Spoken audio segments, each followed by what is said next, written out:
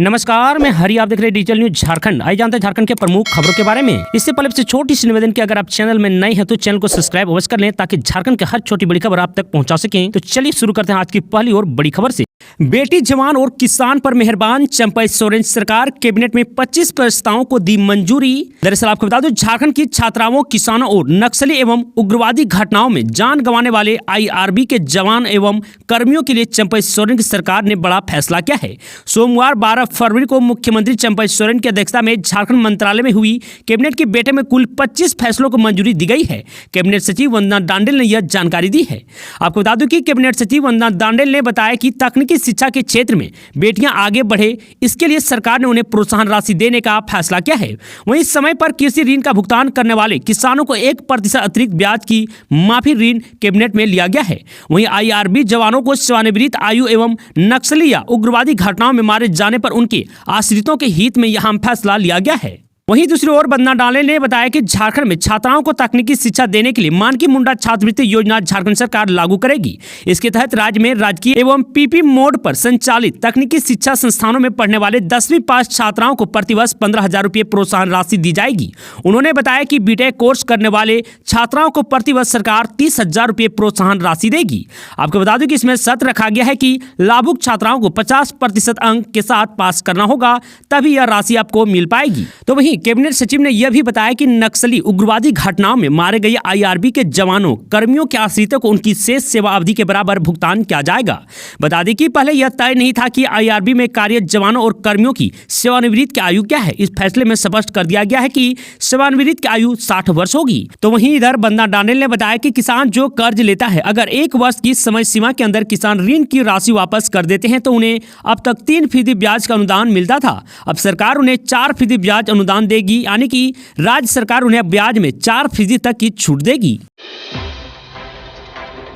3 दिनों तक ईडी की रिमांड में और रहेंगे CM हेमंत सोरेन। दरअसल आपको बता दूं, झारखंड के चर्चित जमीन घोटाले में पूर्व मुख्यमंत्री हेमंत सोरेन को अभी राहत नहीं मिली है।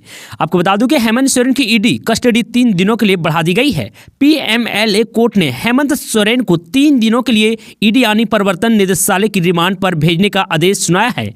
बताया जा रहा है कि कोर्ट के विशेष जज राजीव रंजन ने सोरेन को रिमांड पर भेजे जाने का आदेश दिया है। मीडिया रिपोर्ट के मुताबिक अदालत में ईडी ने हेमंत सोरेन की 4 दिनों की रिमांड मांगी थी। आपको बता दें, कोर्ट में मौजूद सोरेन के वकील ने उन्हें रिमांड पर दिए जाने का विरोध किया है। हेमंत सोरेन के वकील की तरफ से अदालत में दलील दी गई थी कि हेमंत सोरेन से जितनी पूछताछ जरूरी थी वो हो चुकी है, लिहाजा अब उन्हें रिमांड पर ना भेजा जाए। लेकिन अदालत ने सोरेन को फिलहाल 3 दिनों के लिए रिमांड पर भेज दिए हैं।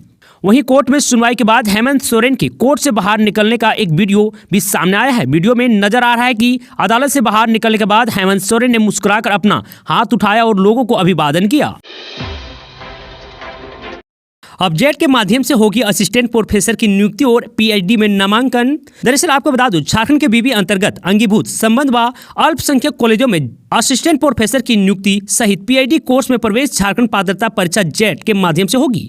आपको बता दूं कि कैबिनेट ने सोमवार को जेट एग्जामिनेशन कंडक्शन रूल को स्वीकृति प्रदान कर दी है। 43 विषयों के लिए जेट का आयोजन UGC के मापदंड के अनुरूप किया जाएगा। आपको बता दूं, झारखंड में वर्ष 2007 में पहली बार जेट का आयोजन किया गया था। परीक्षा की अब भी CBI जांच चल रही है। नए रूल के बनाने से लगभग 17 साल बाद फिर से जेट के आयोजन का रास्ता साफ हो गया है।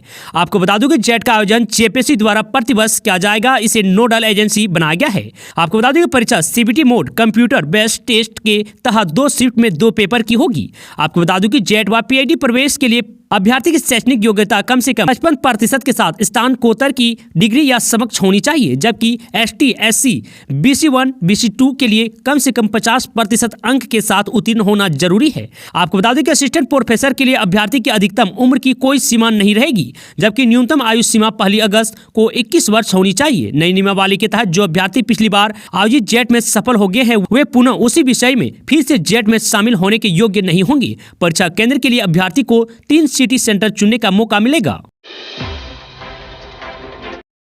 गढ़वा पलामू समेत झारखंड के इन जिलों में ओलावृष्टि का अलर्ट। दरअसल आपको बता दूं, मौसम केंद्र के प्रमुख अभिषेक आनंद ने बताया कि मंगलवार 13 फरवरी यानी कि आज पलामू प्रमंडल के गढ़वा पलामू समेत कम से कम 4 जिलों में ओलावृष्टि होने की संभावना है। इन 4 जिलों के लिए मौसम विभाग की ओर से ऑरेंज अलर्ट जारी किया गया है।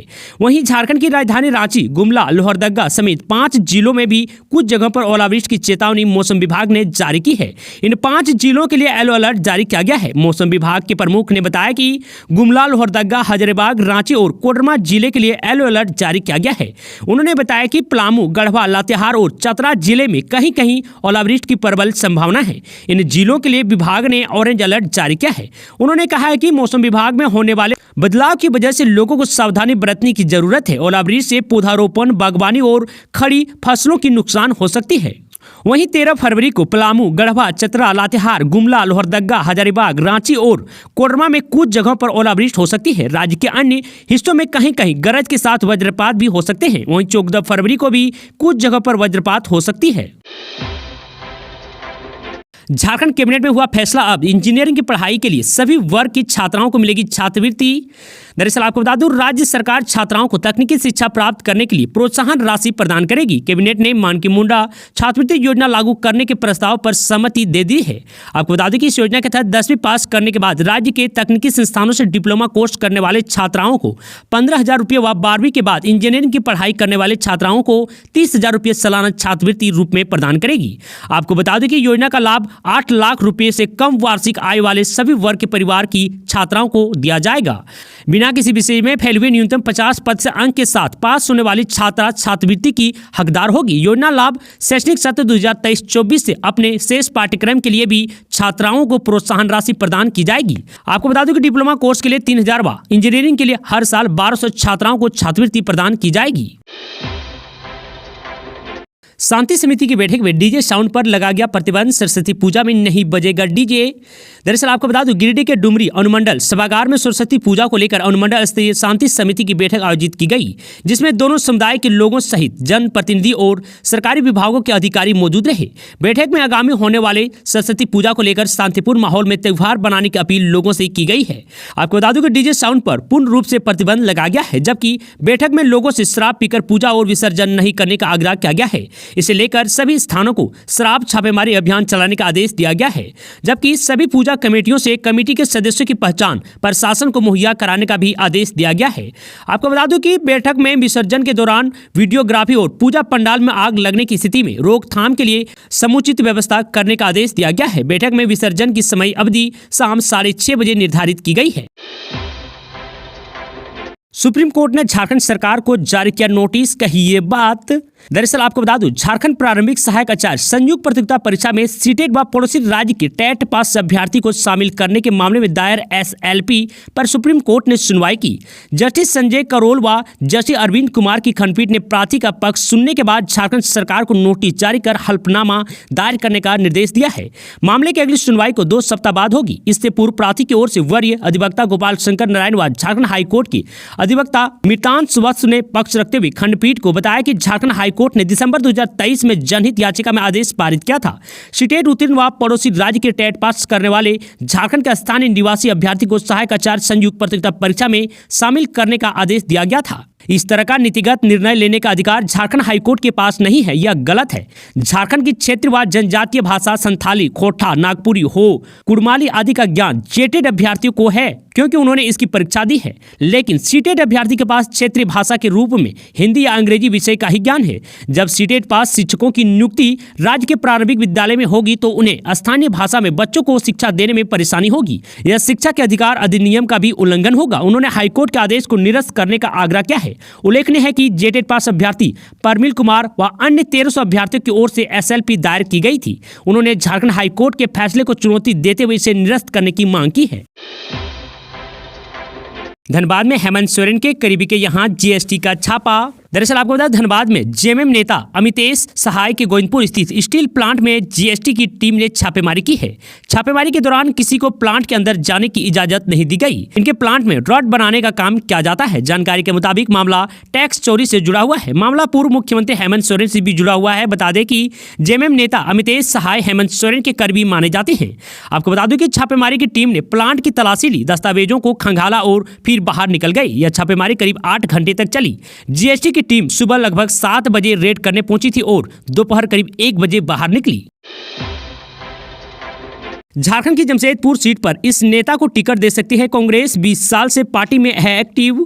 दरअसल आपको बता दूं जमशेदपुर लोकसभा क्षेत्र से चुनाव लड़ने की इच्छुक कांग्रेस नेता से आवेदन मांगा गया है। जिला कार्यालय में 12 फरवरी को इच्छुक नेता से आवेदन व बायोडाटा लिया जाएगा। इसके साथ ही कांग्रेस के प्रदेश महासचिव अजय सिंह ने कांग्रेस के टिकट पर चुनाव लड़ने की इच्छा व्यक्त की है। जिला अध्यक्ष के नाम लिखे आवेदन में अजय सिंह ने कहा है कि मैं 20 से अधिक वर्षों से कांग्रेस पार्टी में सक्रिय हूँ। प्रदेश कांग्रेस के विभिन्न पदों पर रहते हुए प्रदेश महासचिव व हजारीबाग का प्रभारी भी हूँ। मैं छात्र जीवन से ही जमशेदपुर की राजनीति में सक्रिय रहा हूँ। अपनी प्रभावी पहचान रखता हूँ। यदि पार्टी मुझे प्रत्याशी बनाती है तो पूरे दमखम के साथ चुनाव लड़ते हुए जीतने का प्रयास करूंगा। आपको बता दूं कि जिला अध्यक्ष से आग्रह है कि मुझे जमशेदपुर लोकसभा क्षेत्र से पार्टी प्रत्याशी बनाने